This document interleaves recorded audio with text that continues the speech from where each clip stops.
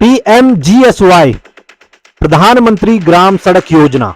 सड़क जो हमें संसाधनों से जोड़ती है, सड़क जो हमें शहरों से जोड़ती है। जी हां, आज हम आए हैं देहरादून के आईटी पार्क पीएमजीएसवाई प्रदेश मुख्यालय में, और आज हम बात करेंगे पीएमजीएसवाई प्रधानमंत्री ग्राम सड़क योजना के विषय में। हर हर महादेव, पहाड़ की दहाड़ में स्वागत है आप सभी दर्शकों का। क्रांतिकारी सुरेंद्र सिंह रावत। जी हां, पीएमजीएसवाई यानी कि प्रधानमंत्री ग्राम सड़क योजना, वही योजना जो शुरू की गई थी सन 2000 में अटल बिहारी वाजपेयी देश के प्रधानमंत्री जी द्वारा, और वर्तमान में देश के प्रधानमंत्री नरेंद्र मोदी जी के कार्यकाल में वह योजना चल रही है। और उसी योजना को लेकर आज हम यहां पर चीफ इंजीनियर साहब है, मुख्य अभियंता रवि कुमार जी के समक्ष आए हैं। जी हां, सड़क जिसका महत्व शहर से सैकड़ों किलोमीटर दूर दराज क्षेत्र के एक गरीब परिवार का व्यक्ति से अच्छा कोई नहीं समझ सकता, क्योंकि बात करें स्वास्थ्य और शिक्षा की, सड़क ना होने की वजह से ही कई किलोमीटर पैदल चलना पड़ता है एक गरीब परिवार को। तो उसी के लिए जो है देश के प्रधानमंत्री जी द्वारा ये जो पीएमजीएसवाई योजना चल रही है, और योजना का जो लक्ष्य है वह है कि 250 परिवार आबादी वाले गांव को सड़क से जोड़ना। सर, पहाड़ की दहाड़ में स्वागत है सर आपका। हम सर आज ये जानना चाहते हैं, पूरे प्रदेश की जनता, जितने भी लोग इस खबर को देख रहे हैं, खबर को शेयर जरूर करें, और अपनी समस्या भी आप इस खबर के माध्यम से आप अपनी बात भी कह सकते हैं, अपनी शिकायत भी दर्ज करा सकते हैं। और सड़क को लेकर ही बात करेंगे कि प्रदेश में जो है देश के प्रधानमंत्री नरेंद्र मोदी जी के नेतृत्व में एवं प्रदेश के मुखिया श्री पुष्कर सिंह धाम जी के नेतृत्व में उत्तराखंड में पीएमजीएसवाई यानी कि प्रधानमंत्री ग्राम सड़क योजना के तहत किस तरीके से जो है वर्तमान में कार्य चल रहा है। सर, पहाड़ की दहाड़ में स्वागत है, आप बताएं सर। आपका धन्यवाद। प्रधानमंत्री ग्रामीण सड़क योजना, इसका आरंभ वर्ष 2000 में हमारे उसमें प्रधानमंत्री स्वर्गीय अटल बिहारी वाजपेयी जी के द्वारा इसका आरंभ किया गया था। और इसका उद्देश्य पहाड़ी राज्यों में 250 से अधिक आबादी की जो बसावटें हमारी हैं, जो कि संयोजकता, सड़क मार्ग की संयोजकता से वंचित थी, और सड़क मार्ग न होने के कारण जो हमारी पहाड़ की जनता थी उसके सामने कई तरह की समस्याएं हुआ करती थी। जैसे वो नज़दीकी के मार्केट में जाना उनका संभव नहीं हो पाता था, किसी बीमारी की स्थिति में तुरंत उनको तात्कालिक स्वास्थ्य सुविधाएं नहीं मिल पाती थी, उनके बच्चों को स्कूल जाने के लिए 10-10, 15-15 किलोमीटर तक पैदल चलना पड़ता था, और साथ ही उनका शहर जैसे आसपास के कस्बों में भी जाने की उनकी पहुंच नहीं थी। तो ऐसी स्थिति में यह योजना पहाड़ के लिए एक वरदान, किसी वरदान से कम नहीं थी ये योजना।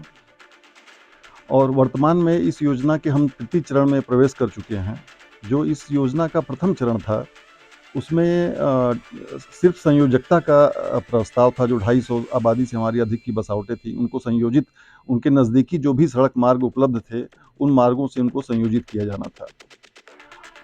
तो जो पीएमजीएसवाई 1 जो प्रथम चरण था हमारा, उसके अंतर्गत कुल हमारे 2659 कार्य स्वीकृत हुए थे, और जिसमें कि कटिंग का भी कार्य था, पहाड़ को काट के सड़क बनाना था, और उसके साथ साथ उनके डामरीकरण का भी कार्य प्रस्तावित किया गया था, जिसे हम स्टेज 2 के रूप में जानते हैं। तो कुल हमारे जो प्रथम चरण था उसमें कुल 2659 कार्य स्वीकृत किए गए थे, और कुल 1866 बसावटों को चिन्हित किया गया था संयोजकता प्रदान करने के लिए शुरुआती दौर में। तो उनमें से हमने, जिसमें कि हमारी 2298 सड़कें थी और 361 हमारे सेतु थे, क्योंकि बसावटों को जोड़ने के लिए जहाँ जहाँ बीच में सड़क पहुँचाने के लिए सेतु की ज़रूरत पड़ती थी, तो बिना सेतु निर्माण के भी वो संयोजकता नहीं प्रदान की जा सकती थी, इसलिए 361 सेतुओं का भी प्रावधान किया गया था। 2228 आपने बताइए सड़कें बननी थी, मतलब हाँ 2298 सड़कें बननी थी और चिन्हित हुई और उसमें 361 सेतु भी थे, जिनमें से हमने 2076 सड़कों का कार्य पूर्ण कर लिया है और 182 सेतुओं का निर्माण कर लिया है। और जो हमने 1866 बसावटें चिन्हित की थी, उनमें से 1840 बसावटों को संयोजकता प्रदान कर दी गई है। मतलब उस गांव के जो निवासी हैं वो अपने गांव तक अब आज 4 पहिया वाहन से आज की तारीख में जा सकते हैं।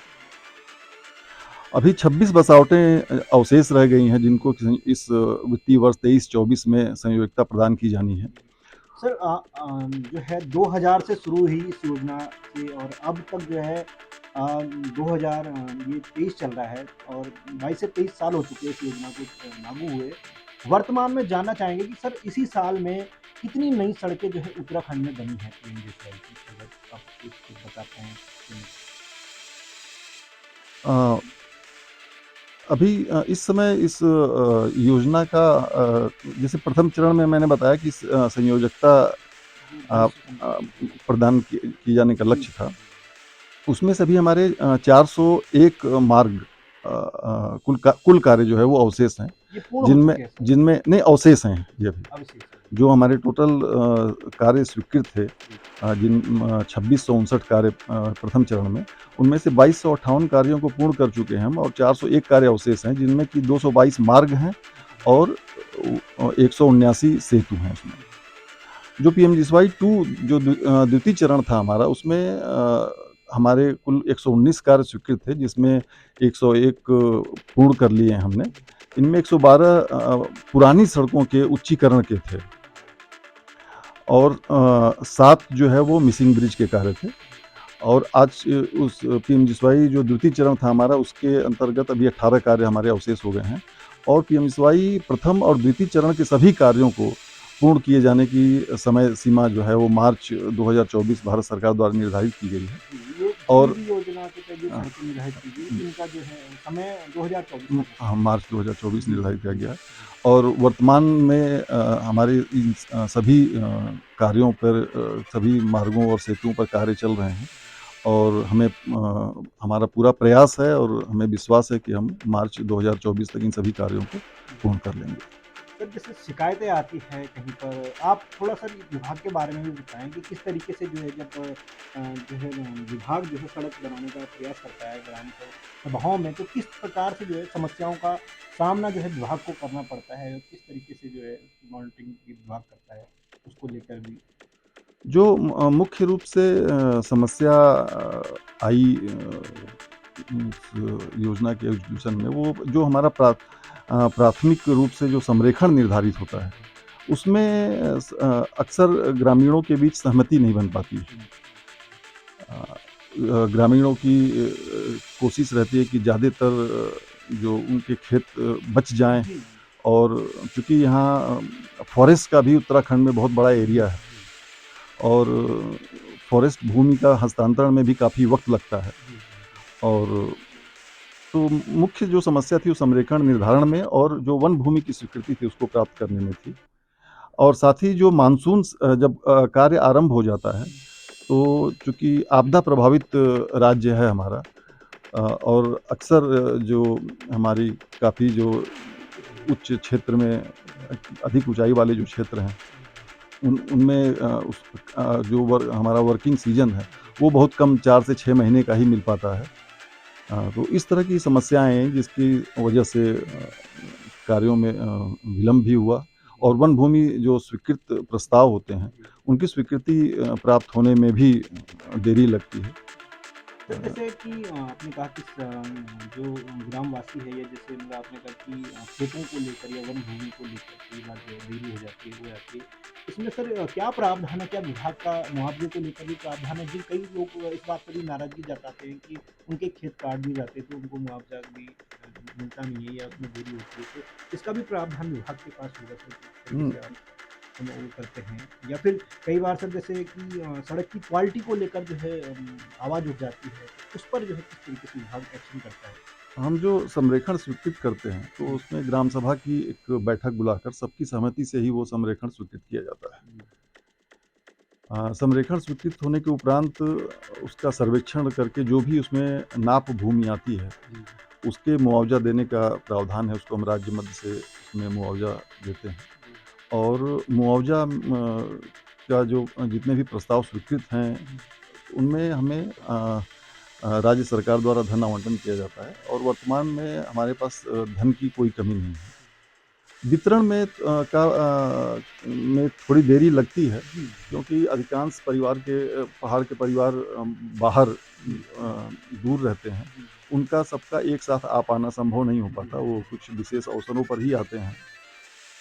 और एक समस्या यहाँ के गोल खातों की भी है, जिसमें कि सम्मिलित खाते होते हैं और सबकी अनापत्ति के उपरांत ही उसमें मुआवजा वितरण का कार्य हो पाता है। तो उस अनापत्ति में भी विलम्ब होता है, ग्रामीण समय से अनापत्ति नहीं दे पाते हैं।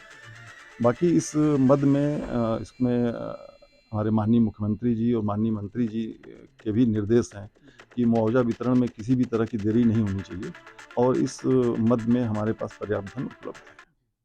रही बात गुणवत्ता की, तो गुणवत्ता पूरा प्रयास किया जाता है कि हमारी जो सड़कें बनी वो उच्च गुणवत्ता की हों और इसमें हमारा एक त्रिस्तरीय गुणवत्ता को नियंत्रण करने की व्यवस्था भी है। जैसे सर ठेकेदारों द्वारा कई बार लापरवाही होती है, क्या विभाग के जो अधिकारी होते हैं ईडी वगैरह, क्या इनके सामने जो है बनती होगी सड़क, तो किस तरीके से जो है उस पर एक्शन भी होता है या होना चाहिए? आप इस तरीके से गुणवत्ता नियंत्रण हेतु हमारी त्रिस्तरीय व्यवस्था है, जिसमें प्रथम स्तर पे जो हमारा साइट का स्टाफ है, जिसमें जूनियर इंजीनियर और हमारे असिस्टेंट इंजीनियर्स हैं, वो टाइम पर जब भी वो मार्ग का निरीक्षण करते हैं, जेई तो हमेशा उपस्थित ही रहते हैं, तो उसमें वो टेस्ट जो भी टेस्ट रिक्वायर्ड होते हैं, जो भारत सरकार द्वारा निर्धारित किए गए हैं, उनको समय समय पर वो टेस्ट करते हैं। उनमें कोई कमी होती है तो साइट पे हमारा क्वालिटी रजिस्टर्स होते हैं, उसमें वो अंकित करते हैं और ठेकेदार द्वारा उस रजिस्टर के आधार पर फिर उसको कमियों को दूर किया जाता है। ये तो हमारा प्रथम स्तर होता है। द्वितीय स्तर में हमने राज्य स्तर पे जो हमारे सेवानिवृत्त अभियंता, वरिष्ठ अभियंता होते हैं, जिनकी रेपुटेशन अच्छी होती है, तो उनको हम इम्पैनल हमने कर रखा है। तो प्रत्येक माह उनके द्वारा उनके सड़कों पर उनकी ड्यूटी लगाई जाती है और उनके द्वारा जाकर जितने भी काम हुए रहते हैं उनका परीक्षण किया जाता है, उसकी रिपोर्ट आती है। इसके अतिरिक्त तृतीय स्तर पर भारत सरकार द्वारा भी नेशनल क्वालिटी मॉनिटर्स इम्पैनल किए गए हैं, उनकी भी ड्यूटी प्रत्येक माह जो चिन्हित सड़कों पर लगाई जाती है और उनके द्वारा भी समय समय पर निरीक्षण करके जो कमियां होती हैं उनको अवगत कराया जाता है, उसके बारे में रिपोर्ट दी जाती है और उसमें अगर सुधार किया जाता है। जन को शिकायत करनी हो तो वो किस तरीके से जो है अपनी शिकायत को, किसी भी प्रकार की जैसे सड़क को लेकर हो, किसी भी प्रकार की लापरवाही की शिकायतें हो, वो किस प्रकार से शॉर्टली, आजकल डिजिटल इंडिया का जमाना है, तो किस प्रकार से वो जो है शिकायत को कर सकते हैं और कितनी देर में उसका निस्तारण हो जाता है विभाग द्वारा? इस योजना की मॉनिटरिंग के लिए हमारा एक सेंट्रलाइज सिस्टम उमास जिसे हम बोलते हैं, online monitoring and management system है हमारा। उस पर हमारा एक सिटीजन पोर्टल भी है, तो किसी भी जनता को किसी भी तरीके की कार्यों से संबंधित या योजना के संबंध जानकारी चाहिए या कोई शिकायत उनको है तो उस पोर्टल पे वो अंकित करते हैं और उसका शीघ्र से शीघ्र निस्तारण किया जाता है। इसके अलावा सीपी ग्राम पोर्टल के थ्रू भी जनता अपनी शिकायतें दर्ज कराती है और उसका समयबद्ध तरीके से निस्तारण किया जाता है। तो ये सभी जानकारी जो है आपने प्राप्त कर ली होगी। रवि प्रताप जी जो मुख्य अभियंता है उनके द्वारा बहुत महत्वपूर्ण बिंदुओं पर उन्होंने अपनी बात कही। बाकी आप बने रहे पहाड़ की दहाड़ में। हर हर महादेव। क्रांतिकारी सुरेंद्र सिंह रावत।